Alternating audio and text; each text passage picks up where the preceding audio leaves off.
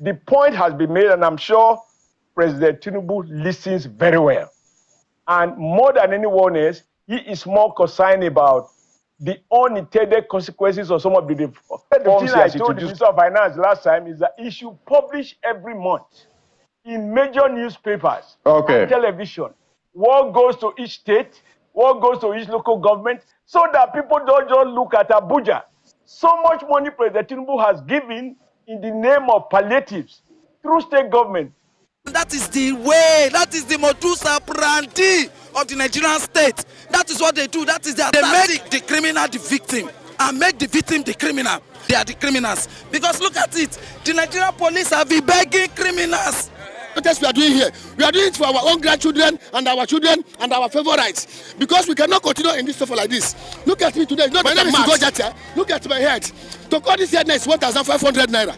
I never see money to chop. How am I going to call this head 1,500 naira? Just you see us here like this. It's not that we cannot join bad things. It's not that we cannot do kidnapper. It's not that we cannot rob. It's not that we cannot join Boko Haram. But we are doing all this, keeping all this because we love ourselves. We have not seen anything Tinubu have done. Please help us to beg him. I'm suffering. And my children also are suffering. I was a qualified teacher before. I have TC2 and I have NCE. In fact, I have taught at Osibajo school Since my graduation, I've been expecting to get a job. It's not really easy. So for the past 4 years, 5 years, things have been very difficult. No way to work. My dad worked. When my dad was a civil engineer, he graduated. He was living a better life. But it's my time. Things are difficult. Imagine what I do for a living. I go to street, remove something there. Power bank. Go power bank.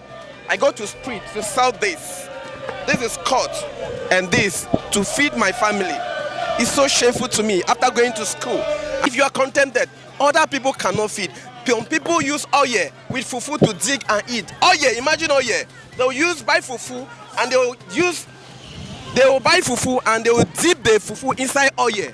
And terrible conditions we are going through, and we are also here to educate the Nigerian state that if nothing is done about the living conditions of our people, this country will go down into the trash can of history. You cannot beat us and expect us not to cry. I mean, it makes no sense, absolutely no sense. And we are telling this government that no matter what they do, no matter how much they try to mobilize their state thugs and their state boys, this is a struggle about hunger. You cannot stop us. We will never be repressed and we will never be cowed. As of yesterday, we were able to repel the state boys and the state thugs. Not far away from here as of yesterday, the state thugs and the state boys, they brought pankere, the Yoruba people call it pankere canes. Right there in front of me, I saw it. There was a police van here, and not far away from the police van, there was a car.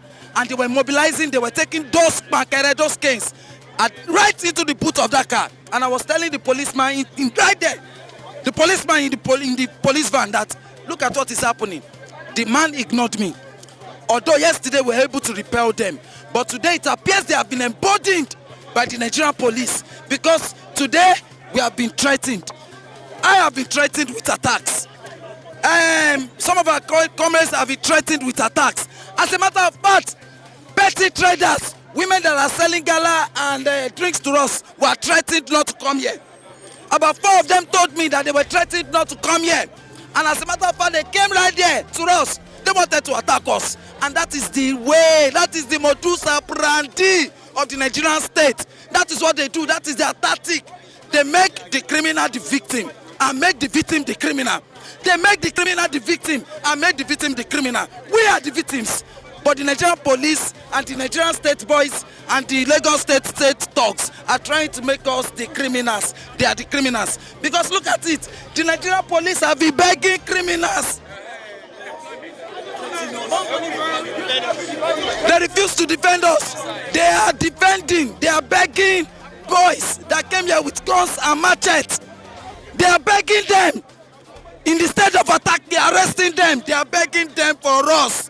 And they are now calling us criminals. Can you imagine? But we'll never be cowed. This is a mission that has to do with our existence, our continuous existence in this society. It's either you kill us, and as a matter of fact, they've been killing us already, because a society that kills your talent had killed you. A society that has made it difficult for your existence, for you to live up to your natural ability, that society had killed you. Because there's no point at which you come to life. Every human being has a purpose of coming to this world, but the Nigerian state has been killing our purposes. The road belongs to the people. The road belongs to the people. These roads were not constructed with the money of any government in this country. It is our collective monies. And if we decide to be on this road, so be it. Tinubu did not use his money, personal money, to build these roads. Sanwo-Olu did not. None of them can say that they built these roads out of their own pocket. These roads were built from our own hard labor, from the hard labor of Nigerian workers. They want to confine us. That's what they want to do. They want to confine us so that we become irrelevant, so that our activities here will not be meaningful. But we'll never allow ourselves to that point of irrelevance. We say no to oppressors. Let's hunt together, our youth, our boys, our people, our big men, to sponsor us in this protest. Because this protest we are doing here, we are doing it for our own grandchildren and our favorites. Because we cannot continue in this stuff like this. Look at me today, it's not that I'm mad. My name is Ugo Jatia. Look at my head. To call this head is 1,500 naira. I never see money to chop. How am I going to call this head 1,500 naira? My children, I have 5 children. 5 children now, they are going to school. At least each one of them, their school is no less than 30,000 naira, each one of them. Okay, the one that have entered secondary, about 2 of them, their school is no less than 50 or 100,000 naira. Where am I going to get the money? When you see me like this, you think I'm a crazy man. I'm not a crazy man. Look at my nigga. Everything have tear. Look at.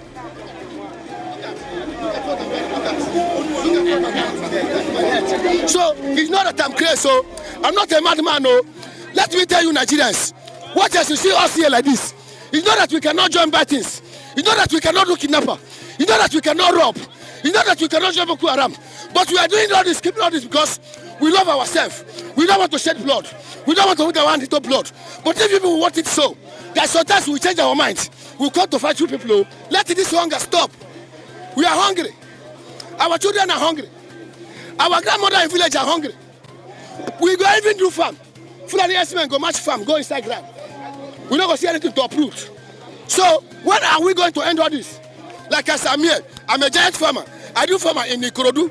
I produce ugu, I produce ewedu, I produce efo, but I don't have money to buy fertilizer and grow my farm. No sponsor, no nothing. For how long are we going to suffer this? It's no longer a free school. When you get there, they would bill you. Go and bring 30,000, 5,000 for uniform. We have not seen anything Tinubu have done. Please, help us to beg him. I'm suffering. And my children also are suffering. I was a qualified teacher before. I have TC2 and I have NCE. In fact, I have taught at Osibajo school before. Free Liberty School. Aja. There is one at Obanikoro. I was there before. It was when Osibajo entered the second term. They sack the staff. And Pastor Tinubu, Pastor Ngozi at Olive Tree Parish, redeem, sack all the teachers and put our own people there. That is why since then it has affected me. Even my pension is still there. I'm pension.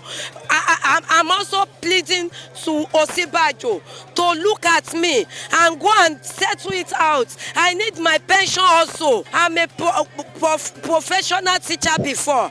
I have TC2 and I have NCE. I went to Adeniran Ogunsoya College of Education. I did part-time program, School of Part-Time Study, PES SOS. My matric number is PT 07012502. Since my graduation, I've been expecting to get a job. It's not really easy. So for the past 4 years, 5 years, things have been very difficult. No way to work. My dad worked. When dad was a civil engineer, he graduated. He was living a better life. But this is my time. Things are difficult. I'm very hardworking. I work 24 hours. Imagine what I do for a living. Open this back for me. Imagine what I do for a living. I go to street, remove something there. Power bank. Go power bank. I go to street to sell this. This is cut and this to feed my family. It's so shameful to me after going to school and I will be hawking on the street. It's not good.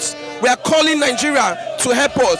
Keeping million in your account, hiding million in your house cannot help you. Please help the youth. The youth need your assistance. Give us employment. We need job. We need job.